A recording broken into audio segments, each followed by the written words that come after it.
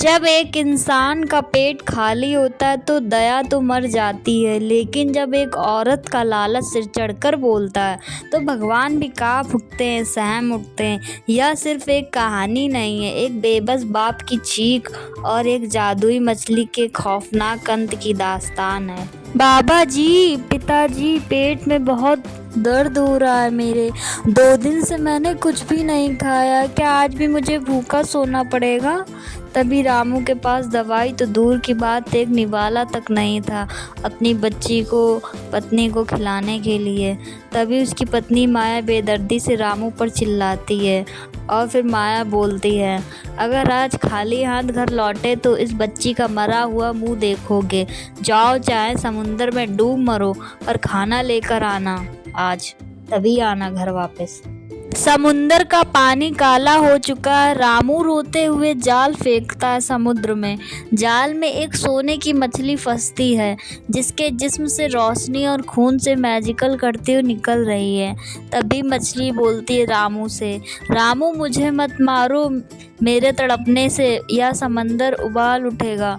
मुझे छोड़ दो, मैं तुम्हारी बेटी की सांसें वापस दे दूंगी, जो मांगोगे वो मिलेगा तुम्हें। रामू प्लीज़ मुझे छोड़ दो। रामू का कलेजा कांप गया। उसने तड़पती हुई मछली को चूम कर पानी में बहा दिया। मछली ने बदले में एक सोने का कटोरा दिया रामू को, जिससे कभी खाना खत्म नहीं होता था।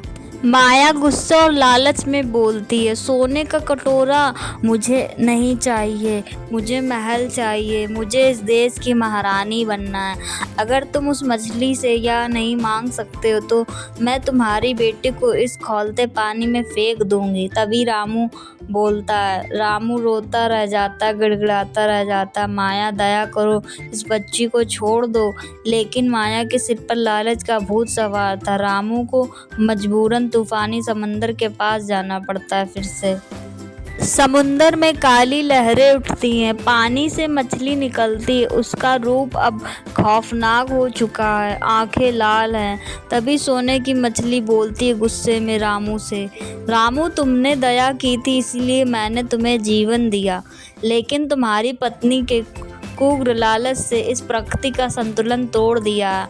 अब सब खत्म हो गया है। महल आग की लपटों और समुंदर की लहरों में डूबने लगता है। माया सोने की जेवर बेचने की कोशिश करती है, लेकिन लहरों में बहने लगती है माया। तभी माया बोलती, रामू मुझे बचाओ, प्लीज़ मुझे बचाओ, मैं डूब रही हूँ, मुझे सोना नहीं चाहिए रामू। अब सब कुछ राख हो गया। माया का अहंकार और लालच उस समुंदर की गहराइयों में निगल गया। रामू अपनी बेटी को सीने में लगाकर रोता रहा। लालच सिर्फ धन का विनाश नहीं करता, वह इंसान का ईमान, परिवार और आत्मीय सब कुछ जिंदा दफन कर देता।